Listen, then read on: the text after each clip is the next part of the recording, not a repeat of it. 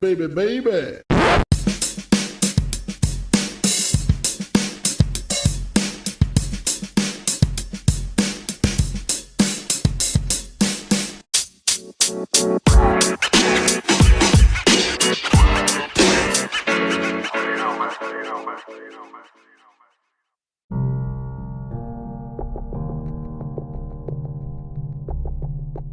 Long time no see, everybody. How's it going? It's your boy NotoriousSA, aka Steve Anderson, aka not an insurrectionist. It's January 18th, 2021. I haven't uploaded in a while, and I'm sorry. I know I had big plans to do this on a semi-regular basis, or at the very least once a week. And I had a special episode planned about a medical emergency I had, which is still written off in the background somewhere to do when I feel the time is right to do it. But, you know, life gets in the way of everything all the time, especially now. So it's been a crazy couple of months. Personally, for me, not really, but for the world, yes. Since I've last recorded the podcast, the president has still not conceded the election, has gone to the Supreme Court multiple times, and pressured state officials and local officials to try to change votes. And of course, probably what will end up being the defining feature of Trump's legacy, unless something happens between now and noon on January 20th, that really changes it. And depending on who he pardons tomorrow, we'll see with Trump, but the biggest part of his legacy is now going to be the insurrection on January 6th. It's hard to stress how angry I was when it happened.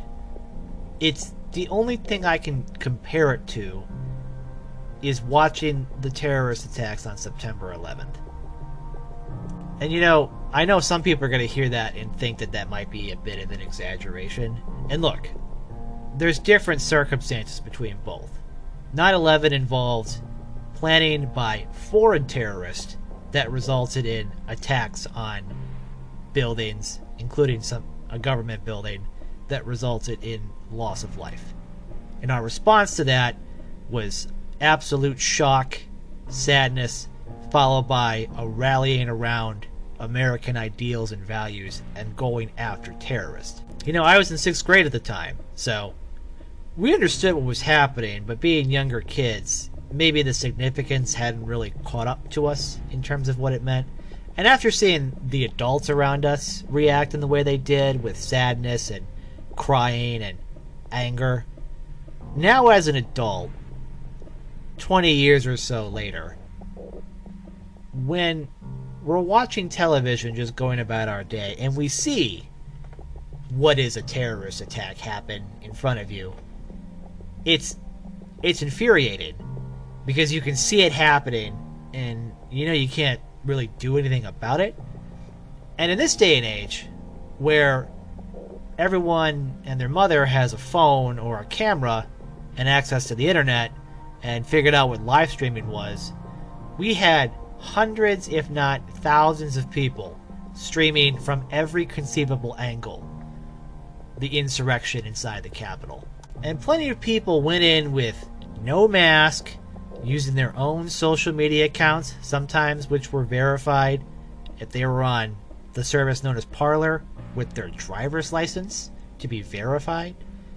People filmed themselves committing crimes and cheered and bragged and celebrated. And of course, they ignore the videos of police officers being overwhelmed by crowds, people saying, "Fuck the blue," people saying to attack and kill police officers. And of course, one police officer died as a result of the injuries he received at the Capitol, and another committed suicide shortly after the siege. Not to mention more that were injured. And while this particular terrorist attack didn't result in the same amount of deaths, which is sad to say a good thing that the death toll was limited, the potential the potential mass casualty event that this could have been, or the specific targets involved, including the Vice President of the United States, which, as we found out based on timelines, which may have been mere minutes or seconds away from the crowd, possibly overwhelming the Secret Service and other security measures in place. And then what? Then what happens when a bloodthirsty crowd gets to the people in charge? I think we all know what could have happened, and which is why, for people trying to write it off and say it wasn't a coup, which, since the military was not actively involved in participating in the insurrection, it's not technically a coup. But the fact that people, some of whom who are in fact former or active military in the crowd, decided to break the security lines and storm the Capitol in violation of the law and the oaths they took.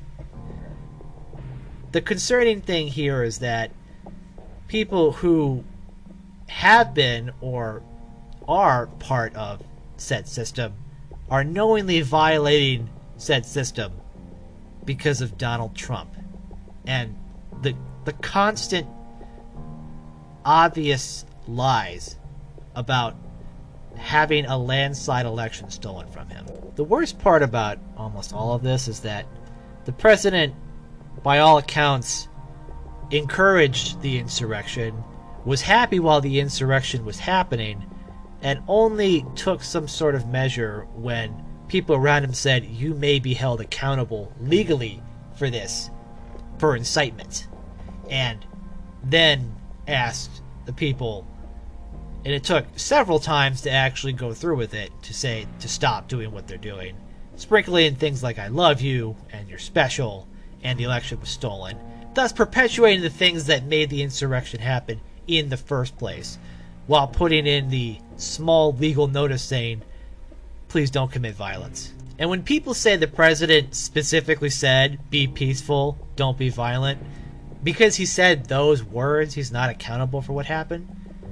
Let's be clear, the president has been engaged in material falsehoods for several months, using every official channel he has to spread them to people for his benefit. These same people then have made a whole timeline of accusations unfounded about the election process, amplified by Trump for his own benefit, to try to delegitimize President-elect Biden, who will be President Biden come Wednesday. And then the day of the counting of the electoral votes, which, by the way, doesn't actually result in the election being over. It just means that they counted the certified votes from the other states. So at least 5 or 6 layers of security has gone into all of these ballots at this point. He still has people out there saying that it was stolen, knowing that he's rallying people up. And again, there's documentary footage everywhere of people saying who they are, where they're coming from, with a long history of being associated, following Trump or QAnon or militias or whatever other crazy nonsense they're into, specifically saying the president told me to do this and to come here. So for all of the people who think that there should be any sympathy for anybody who stormed through a police barricade, who intimidated innocent staffers in Congress, who assaulted police officers, threatened them with death, and then threatened to kill or harm elected members of Congress for doing a ceremonial role, there is no sympathy for them. I'm sorry, there is none. And I know a lot of them might be normal people who have become brainwashed and have decided that this is what they want to do with their lives, but it has to stop somewhere.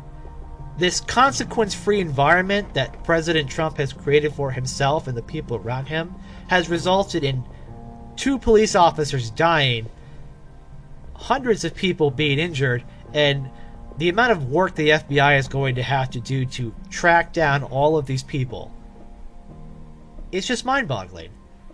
And the fact that I hear that about the Republican Party, the party that I still barely identify with at this point, and how 45% approved of the actions there, and of how the so-called people who follow the Republican Party, anywhere between 40 to 45%, want President Trump to be the nominee in 2024. So here's the thing, is that the window between being a Republican and being a supporter of Trump, the person, has become so small since 2015 that the only people left in the party before the insurrection and before the election were those who either were totally immune from the president, as in they didn't have to face any kind of election while he was in office. They either became sycophants of the president or went out of their way to not criticize him while attacking the other side, and they all did whatever they could for survival. Trump was the president. They may not have liked it, but they wanted to be team players, and their constituents wanted it, so they had to do what they could to try to please all of them. And this is what happens. This is what happens when they had to cater to him and then cater to the whims of crazier and crazier people. They have created an atmosphere that the only thing that's legitimate is whatever the president says it is. And if the president says it's not legitimate, despite all factual evidence the other way, he can still convince thousands, if not millions of people that it is not that way, and other thousands, if not millions of people will either cynically participate in, be accidentally and unfortunately drawn in by, or take advantage of said situation, so long as Trump is the president and the focus of a major political party. And, you know, I told you so doesn't cover it. Being this way for half a decade about Donald Trump not being the right person for the job, criticizing him frequently, you know, giving credit where it's due, which wasn't a whole lot, but there are, I guess, some things out of the Trump administration that may have positive benefits down the road. But look, we can't even talk about these things because it's all been overshadowed. You know, we can talk about how good Bill Cosby was before he was arrested, or anybody else, but really all the good things don't really matter at this point, because when such severe crimes are committed and such norms are gregariously disregarded and people die as a result of the carelessness and selfishness, no matter what good may have happened, and while there was some good, there was a lot of bad, this is the cherry on top of all the bad things that could have possibly happened. Over the course of 4 years, President Trump, after 8 years of the Republican Party gaining at the local, state, and federal levels, have lost almost everything. Now, I will say that some state legislators have, in fact, either increased their numbers or stayed the same, but the House of Representatives, which was Republican controlled from 2011 to 2019, was gone in Trump's first term. The Senate, which has been in Republican control since 2015, will be controlled by the Democrats next week in 2021. The presidency, which they had spent 8 years trying to fight and couldn't get from Obama, they lost it again in 4 years. So the initial predictions of this election being not a disaster for the Republican Party have in fact come true. And it was all delayed because of the pandemic and the votes and the lawsuits and the nonsense. But at the end of the day, the votes came in, Joe Biden won by a lot, Democrats retained their House majority and picked up just enough seats to maintain control of the Senate, which the Republicans have spent the last 4 years showing how much you can do exactly with 50% plus one. The roadmap's there. They gave them all the tools. And for Trump, they did it for this guy, who clearly doesn't give a fuck about anything at all, aside from his immediate self-interest. Who could have seen that coming besides everybody who didn't have their head up their ass, or who didn't want to cater to some nut job reality TV star. You know, I could talk about this for the entire time, but I'm not going to, because I have more of a story in mind. But what I do want to just finish up on here is that if you're wondering if there's something you can do to help with this, what you can do is, if you can, mind you that the FBI and other law enforcement's doing this already, but if you can go through footage and find screenshots or stills or small clips where you can get a clear focus on someone that has any kind of distinctifying features, as in they're not wearing a mask, specific clothing, patches, a corporation's name, their employee name badge, I don't know, they're saying their name out loud, maybe it's on Facebook or Instagram or Twitter, or it's been found in the Parler archives that are online.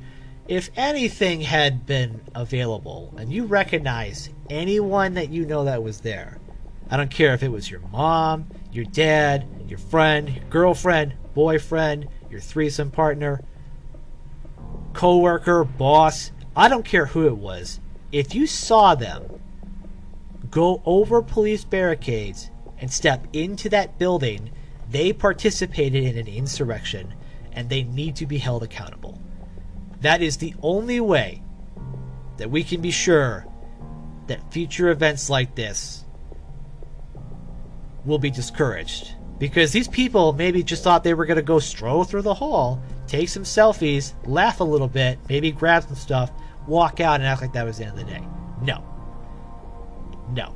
As someone who has been to Washington, D.C., who has been through the process of going through metal detectors and trying to get meetings and going through the process the correct way and trying to make sure that our democracy works, this cannot stand. And if anybody that you know was a part of it, it is your patriotic duty to report them to law enforcement. It is not snitching because it was done in public with cameras everywhere, documented. And these people, if they think they can get away with this, they can get away with anything. If they can get away with treason, what else do they think they can't get away with? They need to be held accountable. Report them to the FBI and law enforcement. Attach their social media profiles. Attach their personal information if you have it. Because, I'm sorry, normally I am a snitches get stitches, don't try to rat on people kind of person, but this was a terrorist attack by people who were told to do this by the President of the United States.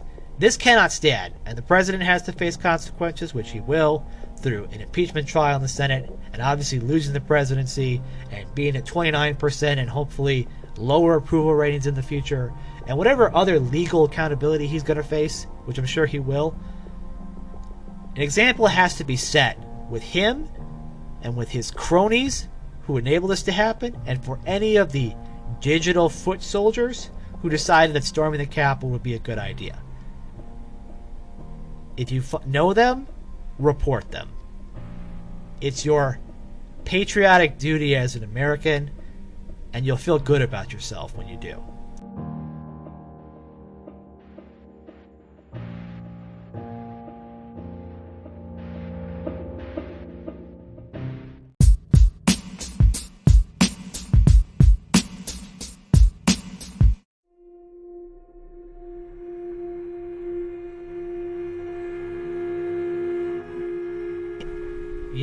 For the main thing I wanted to talk about today is I had plans. You keep writing stuff down and things keep changing about comparing what's the world going to be like after January 20th, 2021. But that was before the insurrection. The vaccines, the miracle of all of that. Every major story that you could think about gets drowned out by something else, which in the Trump era is amazing.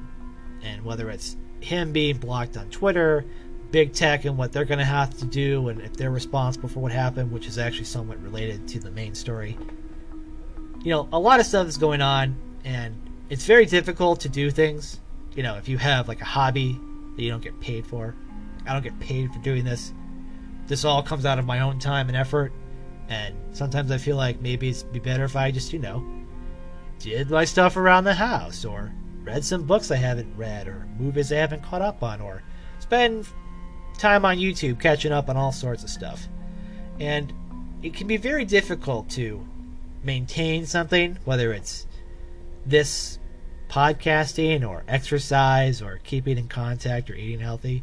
Consistency matters, and every time that you start again, you start fresh and you have an opportunity to make something of it. So for 2021 and for the future, I'm going to do my best to try to make this happen. And it's not probably going to be daily. That's a bit much. Maybe weekly, maybe twice a week. I don't know.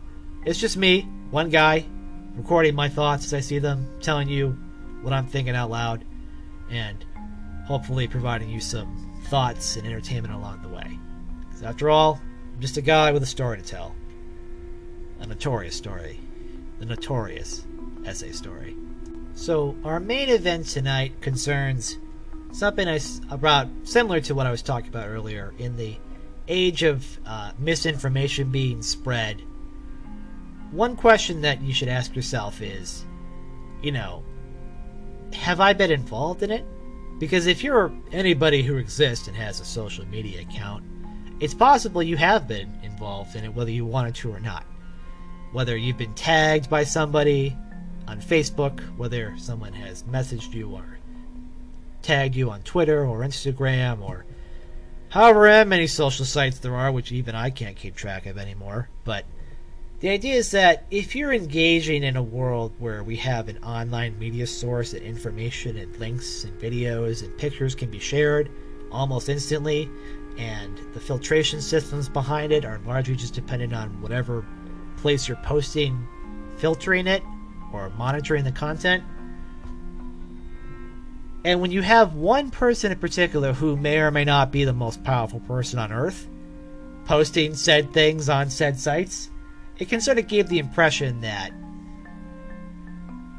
we live in this kind of crazy world where bad ideas are everywhere and everyone around us is susceptible to being brainwashed. And I don't necessarily think that's the case. And I think social media companies, with the amount of money they spend on their products for us to use, and now being on what was more likely to be the receiving end of government scrutiny than the favoring end, the Biden years are not going to be like the Obama years, where Obama was a major proponent of Silicon Valley. People may forget that Facebook helped him organize young people in 2008 and 2012.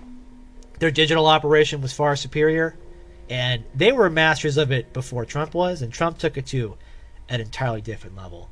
But these different channels of communication that we have now, where a person on a platform, whether it's TikTok or YouTube or Imgur or Facebook or Twitter or whatever, we ourselves may not necessarily have a huge amount of engagement among a lot of people. We may have, science says the most we can really have is 120 real friends or close connections. And if you do post stuff online, you may want to get a bunch of likes, but you may end up getting your immediate family and friends, not a whole lot of strangers. But in a world where information can rapidly go viral, which is an unfortunate term in the age of a pandemic, but when claims can just spread fast and information can be shared, it can be important for major events in terms of finding out what the perspective was behind it and what led to these things happening. And with social media, particularly in an age where a large part of the content is almost immediately archived, either by opportunists who want to use it against you, or programs that do it anyway, or your particular thoughts were recorded by somebody else with a larger audience, the perpetuity of what you've written is very likely. So when people engage this way, there's records of how they spoke and what the language was they used and what was the platform in which it was spoken on. The platforms that we have allow us to reach, we may not be able to reach millions of people. You may be able to reach hundreds, maybe thousands, maybe even hundreds of thousands. And for some of us, maybe, yes, maybe into the millions, depending on how the idea of view works on YouTube or Imgur or whatever site you want. The idea is that we can put out information into the world, and the platforms allow us to have it be exposed to not just our immediate friends and family, but to the entire world. And, you know, in a market-like environment where the best ideas rise to the top posts would be good ideas. Unless they're not. Unless they're bad ideas that have been manipulated into these positions by people who are trying to manipulate the conversation or the system. So, where our story begins is with me on Facebook. Facebook, I've been on since 2006, so the idea that it's been this large part of my life is kind of crazy, and the idea of what we think of as Facebook has changed. You know, when I had Facebook, when it started, from the early days, the aughts, the 04, 06, 08 era, it was largely college students and high school students who wanted to connect and, you know, reach out to other people. And it was an interesting way of connecting to people who you may not see very often. So people, if you had gone to, you know, junior high or high school with, or college or whatever, and you hadn't seen them, or they moved, or whatever direction you went in life, this allowed you to kind of see what they were up to, right? And a large part of it was people just posting funny pictures and funny videos, and honestly, kind of a lot of partying. It was the place where kids could share what they were doing, and the idea is that it wasn't really supervised by the, I guess, adult world. You know, the mainstream media, your parents, your teachers. Not everybody was engaged on it. It was a way for us to be like, hey, here's kind of a cool club we're in, where we're not physically present, but we can post stuff. And, you know, there's lots of pictures of people partying. And the weird part is that in this kind of archived world we lived in, there's lots of people who had maybe MySpace or Facebook in this time frame who just kind of gave up on it. You know, the pictures never went away, you know, if you didn't deactivate your account. So, just so you know, stuff that you did from 2004 to 2009, which seems like forever ago, it may have been from a younger, more carefree and less future concerned you posted stuff that may or may not look good now. And sure, maybe it's you smoking weed, or drinking underage, or smoking cigarettes, or God knows what else. Just be aware that if you've ever had a picture of you posted online, odds are not every single time that you've been in one you are aware of it. You're not sure of the circumstances behind it. And it's always a good idea to try to see what you can find out about yourself, because you never want to be surprised or taken shock or Photoshop or anything like that to come at you. So, you know, Google yourself once in a while. Make sure that you've got yourself in order. But after Obama's election, and the Obama campaign was able to figure out how to use it, and our attention was drawn to Facebook as this cool new way of thinking, and it was one of the best places to work. And in Silicon Valley, when the recession hit, they were still hiring like crazy. Interns making six figures. The amount of data they have at their disposal is just unbelievable, and they're competing with MySpace, I guess, at the time, and Twitter, and of course the other technology sources are taking off. The Obama administration is stacked with people from Silicon Valley, and there's a big revolving door between that area, which probably led to where we are now, but whatever, totally different. Point being is that now more mainstream people are coming into social media networks. So now, 09, 010, we have a large rise of people who are older, the baby boomers, the boomer memes, your mom, your aunt, your grandma, your grandpa, your teachers. Everybody and their mother essentially decides to get in on the party. So for a lot of people, that was their cue to clean up their act, private some posts, delete some pictures, and start acting more like, this is less like a party zone and more like a general family public space. So everybody's doing their best on behavior for the most part. Now, the same way that Obama was able to organize on Facebook, Tea Party groups would organize on Facebook as well. And I know this because as someone who worked on a Democratic political campaign in 2010, part of our work was to be in these groups, which you could do pretty easily, and see what they were planning on doing. And usually that meant that the Republican candidate was going to be somewhere around there, and it would give you a chance to find out what they were doing, to film them for tracking purposes or hear them say something, usual dirty political stuff. And it became a very effective way to see what other people were talking about, and it would be pages, it would be groups, people would post stuff.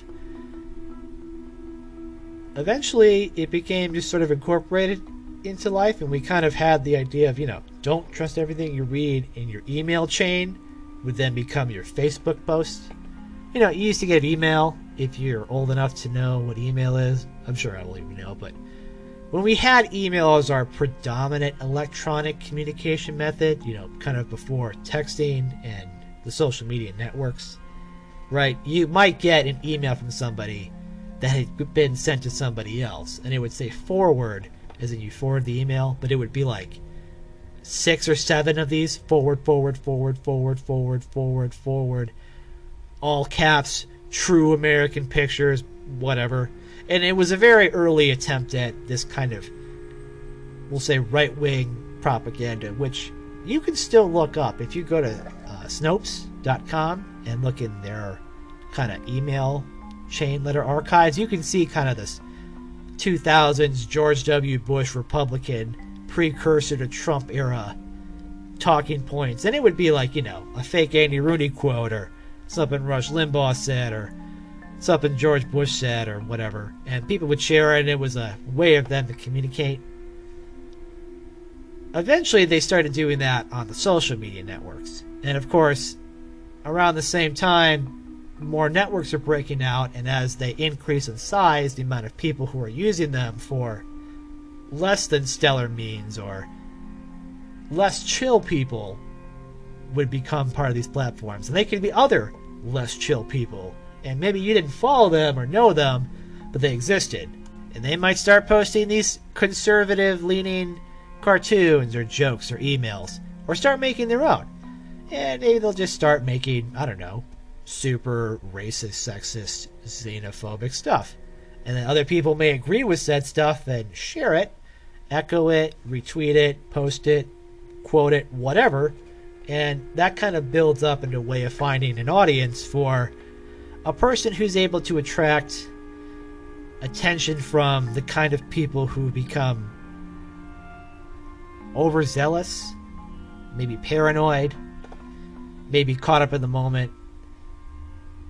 They find an audience, and when they take that audience and use it for their personal benefit, they create a space where a kind of a toxic environment can brew.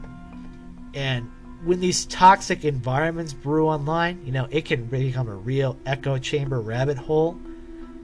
And unless you consciously evaluate some of the stuff that you read or watch online, if you just take everything at face value and you just dive into ideas that get worse and worse, you suddenly might find yourself in a scary place.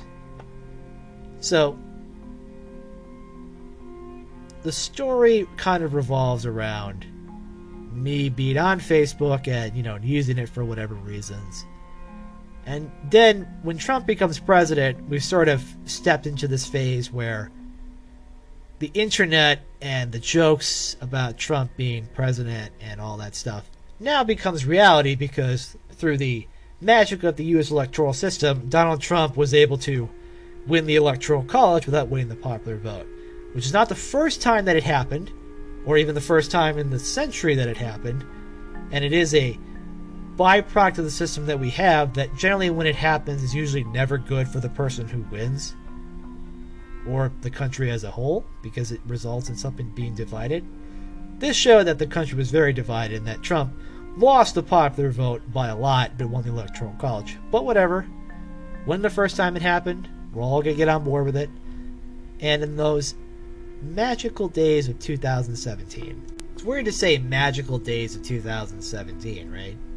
Nothing that long ago, that we were like, what's the worst that could happen? So President Trump's inaugurated. We're all kind of dealing with the shock and awe that is the first year of the Trump administration. The travel ban, the executive orders, the line about the crowd size. SNL has jokes about it. It's hilarious, whatever. There's an organization that pops up that I become involved in called Republican Atheists. Now, generally, when you think of the Republican Party, atheist is not the first category you think of in terms of a large part of their political group. And as you may correctly assume, according to most research, people who identify as atheist or non-believers or agnostic usually classify themselves as, politically speaking, democratic-leaning or democratic or liberal or progressive most of the time. Which, again, when you compare it to the Republican Party in terms of people who go to church and how often and specific religions, as you get Christian, between your Catholics and your Protestants and your evangelical Christians, you'll see that, yes, there is generally more religiosity on the right side of the conservative political spectrum and less of it on the liberal progressive side. But there are people who identify as atheists. They may identify as secular or not particularly religious, but they identify politically with the Republican Party or conservative values. So it wasn't necessarily that they were things like in the camp of the religious liberty, pro-life crowd. It was more so of the fans of either Donald Trump as a person or of lower taxes or Second Amendment advocates or things of that nature. So a specific type of crowd. It wasn't the religious liberty crowd that was attracted, but people who were Republicans either because they lived in democratically run states that are pretty terrible, California for one, or that they were detached. They were atheists, but they're detached from other atheists for their politically correct views, or they're castigating other people, and people who champion the diversity of thought will then try to expel people who view differently from them. So people who were conservative but didn't fit into these particular cycles. So it's an underserved population that I thought, as myself, someone who identifies as Republican and an atheist, thought would be a niche space to kind of work in and see, how big of a section can it get? Could it have an influence on the Republican Party in the same way that other groups do? Like, is there enough people? So there's clearly an area that I think could be an area of interesting exploration. So it turns out, as I Google it, there is in fact a page set up by somebody named Lauren, who lives in Sweden, who is from California. And of course, I like the page, kind of, like Twitter, all that stuff. And eventually we start to communicate online, and she asked me if I was interested in being a correspondent for the organization. And correspondent should be in quotation marks, because it was, hey, if you feel like writing something, we can publish it on our blog or the website. And I'm like, sure, why not? So I became one, and I became a fan of the page and helped them share stuff, and I was in the private group on Facebook, and I was the prototypical anti-Trump Republican who was sharing like National Review and the Bulwark and the Dispatch and Rupon Society and other YouTube videos, fun stuff. But I will say that I was pretty adamant that I was critical of the president, and I made sure to post other Republicans and conservatives who were critical of it, because the idea is that being a Republican atheist group is that we kind of champion the Republican atheist part of it and have honest discussions about it. And for a while, it was fun. People would post stuff, comments would be civil, but eventually a different kind of crowd comes in. And this crowd starts to have a kind of few similarities. Their pictures aren't necessarily of their faces. They might be emblems, and a lot of them were of the Punisher or a kind of an airbrushed American flag with their face in it somewhere, or just pictures of like them with Trump 2016 or Trump 2020 or whatever, right? It became very clear that they were a different type of crowd than we initially started with. And as time went on, people would post things on there, and I would become a moderator of the Facebook group to kind of help the person, Lauren, who was in charge, because she was dealing with personal stuff at the time, and I thought, why not? This is something I could do in my off time for fun. Not a huge deal. And what began to happen was that I wanted to make sure that she was aware of the people who were posting certain things, because since Trump's election, there has been, in some cases legitimate and sometimes overblown, cases of these social media networks going after anything that could be considered problematic involving Trump and groups that support him.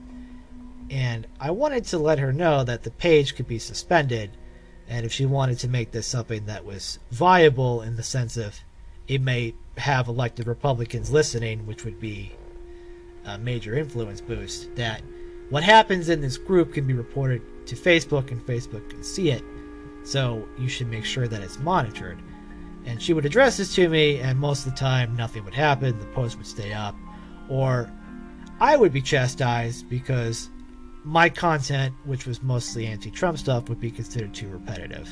And my Trump derangement syndrome was making it uncomfortable for the other members, who began to post quite the series of things that I would report, first to her and then to Facebook itself. And it started off in the typical kind of angry Trump fashion, and it went worse from there. So what I would like to do is that in an effort to, kind of have a record of this, I have screenshots of different posts from the Republican Atheist private Facebook group, which in the event that it was deleted, and for a brief time it was suspended, so I did in fact copy most of the stuff and have it, which I was allowed to do. And of course I kept it for the purposes of having it if I needed it for something. And now more than ever seemed like a good time, because I'm concerned that the group I was in may or may not have had people who may or may not have been at the insurrection. I say that with the full disclosure being that I was kicked out of this group for my anti-Trump comments. I have publicly feuded with them since then. It's not really a real organization in any real sense of the word, in that it's a bunch of kind of online people who are collectively there together. But it's funny in that it's a story of what happens when you decide to let crazy people in for your own self-interest, and what could be an autonomy message going forward. Because I can't say for certain that anybody in this group may have participated in the Capitol insurrection, but people in this group have shared the same messages, shared the same ideas, and I think possibly may have, and I can't know for sure because, again, I'm not in it anymore, and if these names are real or anonymous, but if there was any kind of planning involved with the insurrection. And of course, you always have to have receipts, so what I would like to do is do a quick exploration of the kind of posts that I was reporting that were left up about what were we talking about as Republican atheists. So I will say, I'm not going to list the names that are posted on these posts. These are just the words, but the pictures do have the Facebook name and profile picture of the person taken at that time. Again, are they avatars? Are they real? Are they anonymous? Whatever, but these were people writing in here and expressing their thoughts, and it begins with the usual kind of stuff. So the first post from May 23rd, Russia hoax, Mueller hoax, impeachment hoax, now hydroxychloroquine hoax. The medicine is 100 times less dangerous than aspirin Tylenol. It needs to be deregulated and made available without a prescription. Governors are stealing our life and liberties. All caps, President Trump, please help us. So, not kind of out of the feel for the time, but not necessarily great. Another one, post about Mitt Romney from a Daily Caller article. Mitt Romney defends friend Scarborough from Trump attacks. Someone writes, neocons like Romney are trying to cozy up to their media palace even after being backstabbed. This should tell you how, quote, insiders care less about their ideology than they do about maintaining control. So, criticizing Mitt Romney, what are you going to do? It happens. Here's the next post from somebody. So, how do we feel about the fact, and if I didn't say, this is May 30th, 2020. So, how do we feel about the fact that Minnesota is in Ilhan Omar's district that also happens to be a terrorist hotspot? They've always said that they would destroy us from within. So, it's an escalation from the usual Trump conspiracy theories to saying that Ilhan Omar's congressional district is full of terrorists. And the conversation that ensues between several people saying, Omar is a clear present danger to the U.S., that's how I feel. The person who initially posted saying, I personally don't feel like a U.S. congressperson should hate the country they live in so much, or the people they represent. With another person replying, that's the problem with our current Congress system. It doesn't attract people who love the country, it attracts people who love power. Followed by another comment where somebody says, the only thing that is going to happen is more mistrust between whites and blacks. They keep throwing salt on the wound and so much despair when there is no compassion, no solution. So, of course, after saying this, I don't have the power to remove comments, but I can alert the person in charge, Lauren, and be like, hey, this probably isn't cool, FYI. We should probably delete this or tell them to knock it off. And I would get okay, I'll look into it response, and it would just stay up. And I'm like, okay, I understand it is a private group, and people are allowed to say what they want here, but it's a private group in a private company, which means if anybody on Facebook sees it, they could probably think like, hey, that's not cool, and then just randomly take it away for no reason. So maybe take this a bit more seriously. But, I'm just a guy. This isn't a real thing for me, so whatever. We let it go. Now, to give you an idea in terms of what I was dealing with here, Lauren, the person in charge of the group, posted on May 30th. It's been back-to-back sagas during Trump's entire time in office. Russia collusion, Kavanaugh, Women's March, impeachment, COVID, national protest against police. It's too good to be natural. And there then proceeds to be a conversation in which people talk about how the plan is... It's a plandemic, is what they're essentially saying, and that this has all been orchestrated against President Trump. And people start posting things. There's a picture, some graphic stuff, something that says, when you nail the scene so well, your legs work again and your attackers make you smile. Hashtag George Soros, which was about a woman in a wheelchair who had been knocked out of her wheelchair during the protest, and they thought she was fake. Another post says, this is from the Dallas protests. Some weird shit is going on with some of these protests around the country. Some shadowy group is funding the organization of some of this. They had literal pallets of bricks delivered around cities trying to entice peaceful protesters into rioting. Seems like political actors are trying to take advantage of George Floyd's death to spur civil unrest.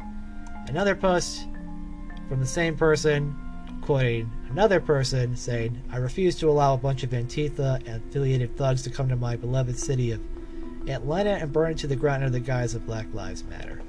And of course, here, Lauren, the person in charge, said, I checked BLM's primary Facebook page a while back, and it had been updated for a year or so. It's bogus. And the conversation then goes on to basically mention that George Soros is probably funding the protest, which of course is a conspiracy theory in which George Soros is paying protesters to cause problems at the march. And again, Lauren, the person in charge of this organization, whose comments I'm trying to monitor to prevent it from being suspended by Facebook, now says, when she was on an interview about Republican atheists on a podcast, they hung up on me 15 minutes into discussion because I mentioned the name George Soros. They refused to analyze who's spurring these protest groups from BLM to Antifa to the Women's March. So she's assuming that George Soros is funding all of these people for protest purposes. So at this point I realized the person that is in charge of the group is in no position to actually determine reality, so kind of just have to let things go where they go, and it just proceeds to get worse because the comments continue to come in and nobody is there to stop them. Shortly after that, here's an ironic post from another member saying, "Avoid cities right now, and if you must, go be armed and know how to use it. If you come across a situation that looks dodgy, leave. There's no shame in running, and you can avoid charges that way too.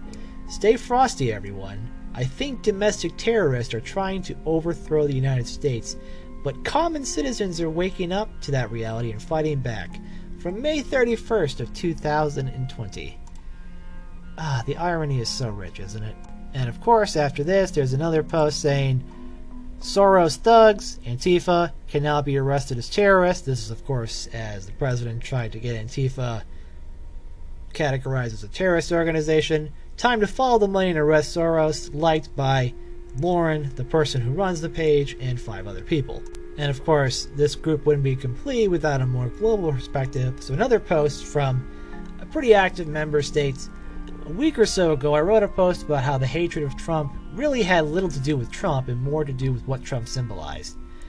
How he and the Brexit vote was a re-establishing of nationalist sentiment over globalism. We only need to see the eruption of BLM-style riots in Europe to see proof of the work for the anti-nationalists who have primed people into a frenzy. This is because globalists have their fingers in the news medias around the world, while nationalists do not. However, the internet afforded those who have no voice in mainstream media to connect and provide change. The notion that BLM should be expressing themselves in the UK is ironic, and is proof that the entire movement is not about black lives, but is a mechanism where globalists can reassert control through fear and unrest. Stay strong." So, here's a person saying that the Black Lives Matter movement is actually a globalist conspiracy to halt nationalists. This is all from the same day. This is May 31st, because this is where most of the screenshots came in. And I gotta tell you, it didn't get any better for the rest of the day. So, here's another one from another person who says, "I think it might be time to have a serious conversation about balkanization. On one side, we have people who respect property rights and understand how the destruction of it will have far-reaching and lasting negative consequences, and another side that not just actively encourages its destruction, but will consider you evil for not doing so. There is such a serious divide between rural and urban in this country. I am honestly having a very difficult time seeing a more perfect union come out of these protests and riots. Balkanization may be the imperfect solution," with a person saying to them that never ends well, and the original person responding, "I just don't see how to reconcile between people who believe in property rights and those who actively fight against them," with the other person commenting, "Easy, you punish the thieves with overwhelming force." And again, the irony is just not lost here. And the cherry on top of all of it was the final post that I had from the day, from somebody who posted, and, well, I'll just read the description for you. "Martial law coming yet? You all strapped and prepared? Right now, 20 miles south of my house, Black Lives Matter, Antifa, and all the protesters are taking over the freeways, and Minnesota Department of Transportation will be shutting down our freeways for the second night in a row. Thought I'd show off my new toy, the CZ Bren 2 5.56 with brace and 30-round mag, which is a submachine gun. Every time I checked out the Minnesota protest page, they have new protest scheduled with 2,000 people going. Shit's getting real," with a bunch of dots left afterwards. "Everyone around," in the comments, "locked and loaded. It's martial law. Yes, thumbs up." Great. So, now we got people saying that martial law exists and that they're buying guns and they want to show up to protest. So, this is May 31st of 2020, so the writing has been on the wall for a bit of time now. And of course, it wouldn't be this page if the Trump supporters came out and said, in critiquing of the rioters, all these rioters are going to be so confused when Trump wins the re-election. With some people saying they weren't so optimistic, conversation was that Biden is weak AF and the Electoral College loves Trump's. Fingers crossed, I'm of the mindset that if every single conservative got out to vote, he'll win by one single vote. Someone would then say, the left is a minority in our country demographically. They won't hold away, and their population centers are urban, not ideal for winning the electoral college. So many of these people know that, of course, that they may only win. And here is another person mentioned earlier talking about who would vote for Joe Biden. And this person says, terrorist. They are called terrorists. Someone else says, the thing is, it could really work against the DNC. The non-committed may ask to see this as a fault of liberal policy. They can look at the stability of conservatism as to help with their fears. If Antifa is called out, it'll be the work of leftists, which will reflect badly on the DNC. Someone else says, well, it matters how the media frames it, we're sunk. They'll spin in such a way to remove all the blame from the left. So, of course, the idea that Trump is going to win re-election is going to be a certain. So, again, part of the reason I was kicked out of this group was my anti-Trump commentary, which would include polling data from the polls showing Trump losing. Everything from Pew to Gallup to Real Clear Politics to 538. And by posting information saying that Trump was losing, I was posting fake information. So, just an idea of what I was dealing with here. Not long after that, June 2nd, someone posted a photo of someone holding milk. And the caption says, Jake Mustachio brought a gallon of milk in case of tear gas became part of the protest. And that person is holding a sign saying, arrest George Floyd's murderers now. And he's holding a gallon of milk, likely because he wants to use it in event of tear gas. And the person posting the picture says, unbelievable that a small business would support this while fellow businesses are being looted and burned. You bring milk to prepare for violence. To which people down say many of them are showing up with no milk to, quote, peacefully protest. And someone saying, I remember tear gas. It wasn't that bad. I think the easiest way to avoid it is to not be a street terrorist. So, there is a theme here where the people protesting in the Black Lives Matter movement are terrorists who want violence, and Trump is going to stop all of them. And of course, it gets darker. June 2nd, the next day, a post that starts a very large conversation by a person with an avatar that says, All Lives Matter, saying, I've been thinking. It seems to me that this game plan is turning whites against white. It's working. Your thoughts? So the idea is that we're being racially divided among white people. Person saying it is. We're supposed to see each other and hate each other and ourselves, but I don't see us as whites. We're Americans, damn it. And Americans don't burn down their neighborhoods and steal other people's stuff, so get rid of the non-Americans and we'll be back to normal. Another person saying, I can't talk about this because the world's not ready. The short answer is yes. Someone else saying, I'm not against whites. I'm against communists, Antifa, and anyone else doesn't have my best interests in mind. This is most minorities, not all, and a portion of whites. That same person then writes, you know what? It doesn't make much sense for whites to turn on themselves, which is why it's actually very important to be very vocal. Sometimes the option of liking ourselves is so out of reach. So if I figure someone needs to see someone like me, and that person then posts, that's because we've been taught every day since day one not to see ourselves as a unified race, unlike every other race. Instead, for a long time we were taught we were American and that was our identity. Unfortunately, that has waned heavily the last 30 years, and we're raising generations to hate their identity or don't believe it exists. So, people continue to talk, and people then have some complaints about censorship, but the idea here is that, people are talking about race relations getting worse. And, of course, there was racist memes, so here's one that says Black Lives Matter got betrothed, and it's a picture of Homer Simpson in a pose to look like he's mentally challenged or retarded, and it says, look at me, I robbed a bank to stop racism. And June 5th, this day in particular might be important because in the news there was a video of an old man protesting who was pushed over by the police and fell on his head. So someone on this who was actually part of the Republican Party of Maryland in some way, shape, or form, in official capacity, posted a link and says, you know the 75-year-old guy we all saw get pushed down, hit his head, and bleed on the pavement?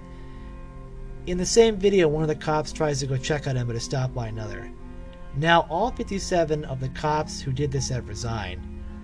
When I read that, I said, wow, they were so ashamed of what happened they resigned? Nope, it was in support of the two who got suspended for doing it. Then come to find out they lied about this too. The only reason we know about it is because it was recorded by a news crew. The Buffalo Police Statement's initial statement was that the man was injured when he tripped and fell during a confrontation between protesters and police officers. However, television station WFBFO had videotaped and aired the incident, prompting a fierce backlash against the police department after an internal affairs investigation. And down this, the person comments, I agree with the police. Am I supposed to believe that this man has lived for 75 years and thought approaching the group of police officers in Riger was a good idea? No. He got what you get when you do something that stupid. Someone saying, so he's an activist, refused to clear the area, confront the police, knowingly that those officers are going to keep pushing people back. Did he want the police to push him and fall? He has some of the news cameras right there filming.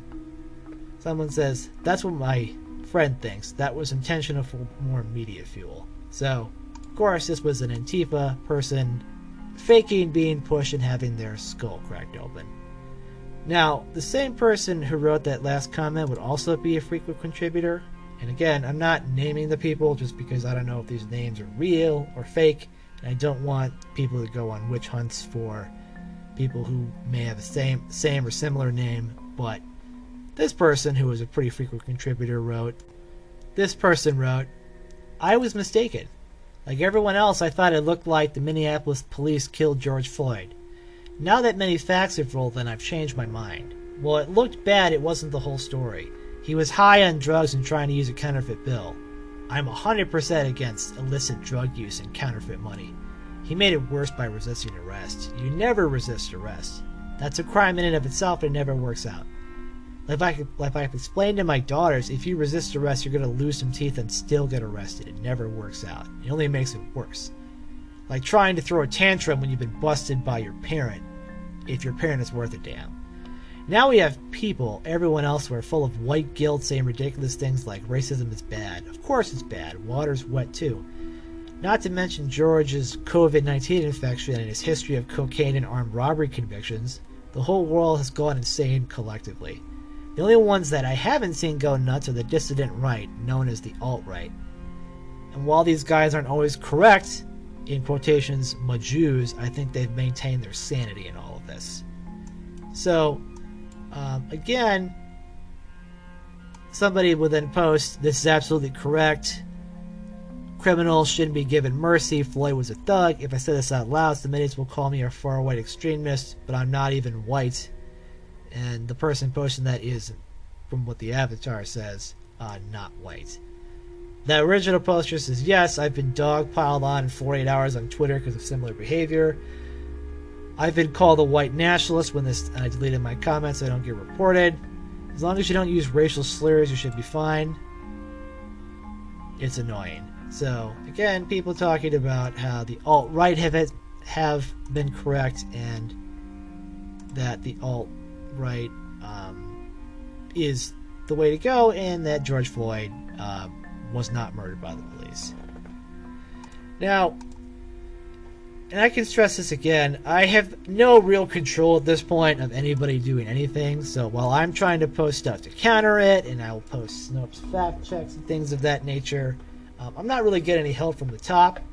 So, June 5th comes around, and you may remember this time when the president sent in the police to tear gas peaceful protesters who were peacefully protesting so he could do a photo op.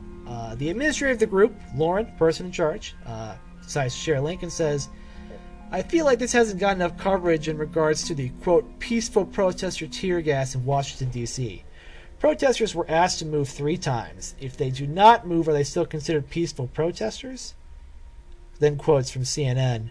From where we were on the roof, you could hear the officers say, this is the first of 3 warnings. You need to move out of the park. It was abruptly followed up by a second and then a third one. Lauren then asked, in regards to the canisters, the reporting has been very vague. A reporter found canisters did not contain irritants. It was not quote-unquote tear gas, yet did not report when exactly these canisters were deployed. The park police said they used canisters with irritants the night before. Why were the canisters not reported before? It needs to be better reporting. Then she asked, I'm wondering if there was an unruly mob in the square the night before. If so, how did the police deal with them? Was there scrap remaining? Has there been a lot going on in D.C. outside of the removal of protesters?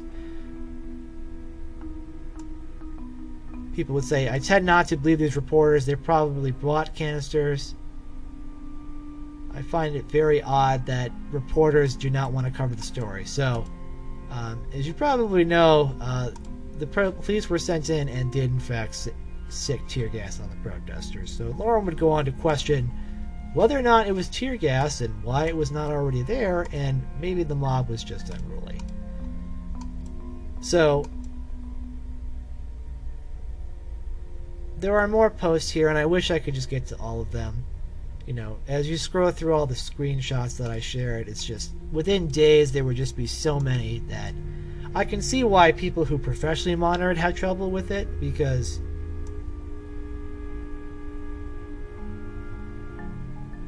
the idea that George Floyd wasn't murdered or had it coming to him, and drug protests were, the protests were bad and the rioters had to be there and they deserve to be cranked upon and people should own their guns, it really does set a concerning message when you look back, because the idea is that they already saw the other side as doing this, and therefore that doing it back would be appropriate. Now, another person who posted mostly pictures, who I'm convinced was in fact a white supremacist, posted a picture of George Zimmerman, the gentleman who shot Trayvon Martin, in a picture with a caption that says, replace police with neighborhood watch? Well, if you insist.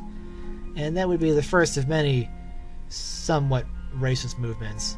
Then another person would comment, Nazi Germany defunded and replaced police departments and organized peaceful protests that turned to riot. Sound familiar? So, Nazi Germany, of course, doing all the precursors to what's happening. So, that's obviously not true, but what are you going to do about it? Now, I would, if I couldn't block it, I would just try to engage with people and share things. And one last story I might have for you here as part of this is a long conversation about just the denial of reality among people. So I posted a link from the National Journal saying, Republican loyalty to Trump won't survive a November loss, which again, as of right now, sounds wrong, but it does seem like a lot of Republicans, especially in the wake of an insurrection, have abandoned the president. Now, here is where I start to get the personal attacks. And this is from June 8th, so it's been a long 4 days or 5 days, but someone posts more BS from a leftist troll. Another person says, no, he's not a leftist. He's made that clear. He's a neocon, never a Trumper. Let's be civilized if we're going to call names. Another person says, I agree, it's these damned particular articles, the one he chooses to share. Just another article is another leftist dumpster fire. This article is yet another leftist dumpster fire. Most Republicans are skeptical of media bias, and rightfully so. He seems to have zero awareness of it and thinks this group is clearly slanted will play well. Yet he persists. Odd neocon behavior. Neocon behavior is damned odd. Anyone still anti-Trump has a Masonic ego they want stroked. I would then just point out that the article I was sharing it from was a conservative leaning place. And someone says, that comment was deleted, so I can't see anymore. But here, actually, Lauren actually did defend me and said that the person who initially commented should be, if you don't clean up your act, you'll be removed.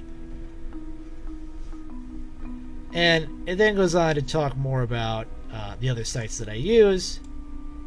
And I mentioned that the sites that I post, the Bulwark, the Dispatch, and Fox News, are super left-wing sites.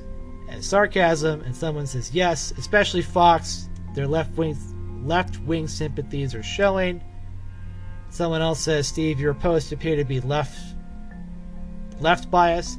I see as much Trump hate from you as I see at far left sites. When I see the Trump hate, the articles are out of context, not based in fact, or they are opinion articles only hating on Trump. However, I did get someone to defend me, saying that this poor guy has to open up a window in his echo chamber and let some fresh air in. He's still inhaling fumes from 2016. It will be no great feat to align the radical leftist goals and actions to the Democratic Party. Now, this just goes on to bash me a bit more. I then point out the fact that we've lost seats since Trump is in office. People then deny it, saying that Trump is still in charge and we're still happening. People then say I voted for Hillary, which is not true. All the old Republicans are gone. Trump is the way of the future. Old Republicans are bad, and it just keeps going on. So I was personally attacked multiple times, and Lauren tried her best, but didn't really help me that much. So it's inevitable, and you could say you could stop commenting, Steve, but I was trying to provide the context of the truth and what was happening, and defend what I thought was my honest reputation, but apparently that wasn't enough. Eventually, Lauren would message me and say repeatedly that warning me that my posts were upsetting the group and that my conduct among the members was upsetting people, and that she was getting complaints about me.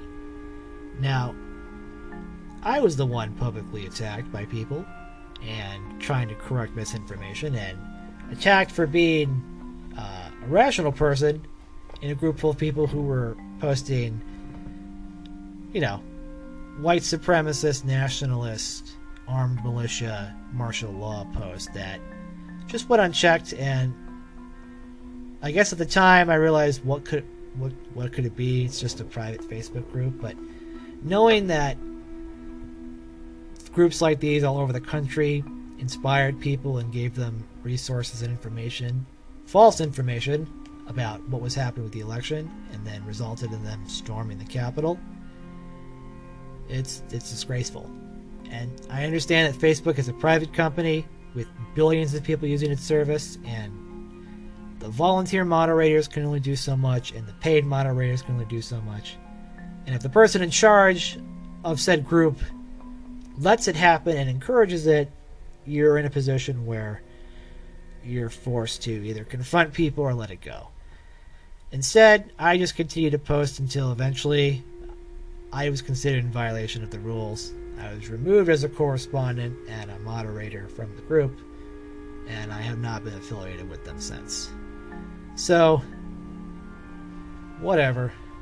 It's a random internet group full of people that I've never met and probably never will meet, run by a conspiracy theorist who lives in Sweden, who complains about living in Sweden, and honestly it became a source of conversation for white nationalists and militias. And there's all sorts of stuff that I didn't get to in this episode about it because I try to keep it under an hour, but different types of racist memes, all lives splatter memes, support of the Confederate flag, posting of people who had been banned, Milo Yiannopoulos and Nick Fuentes. It just got so bad where I would just continue to post what I wanted, and then I was left out. But the larger story is that, to me, it shows that if you have systems where people can just let the worst of it happen and let false information spread, and it spreads out over a large number of people, right? It may not be a lot to you, but in totality, it can result in the people who stormed the Capitol.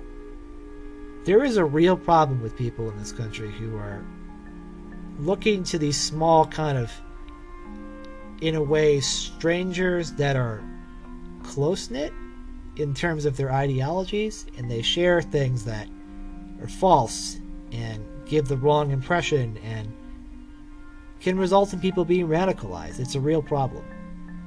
We have a real domestic terrorism problem on our hands. And while at the Capitol only one person was killed in the Capitol during the actual insurrection, that veteran of the Air Force, the woman, and some other people had medical emergencies, it could have been much worse. People were captured with bombs and homemade napalm and hundreds of rounds of ammunition and all sorts of weapons, and if they didn't have any, they used them on film.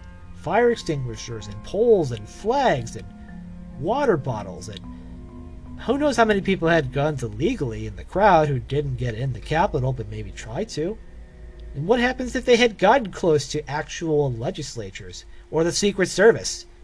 You know, the real potential loss for life is immensely problematic.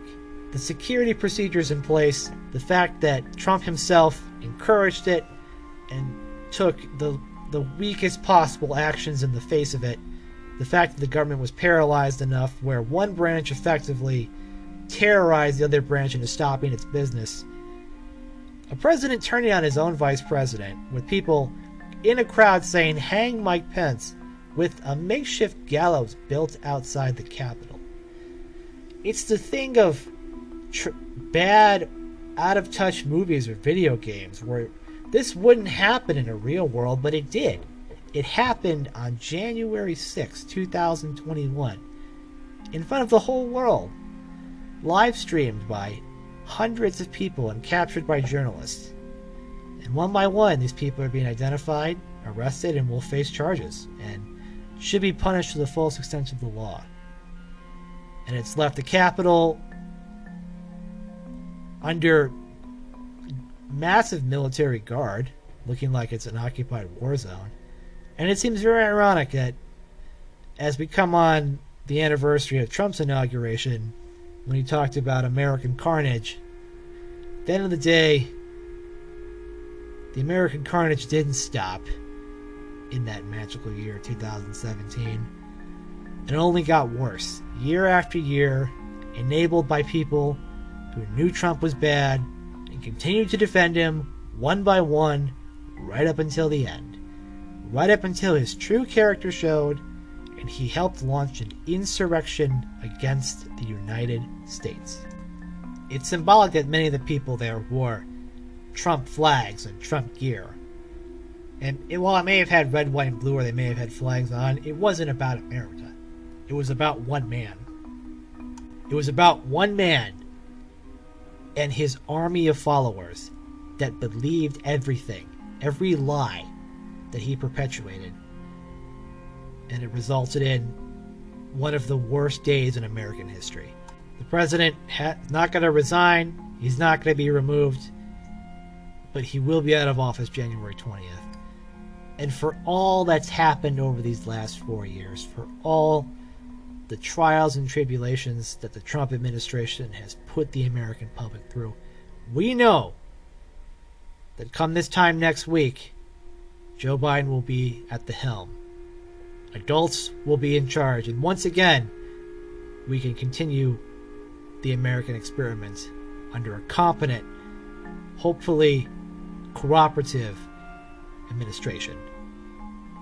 The Republicans lost everything in 4 years, and they have themselves to blame. And of course, if they knew who really to blame, they could look to the White House, who gave America one of its darkest days. Thank you.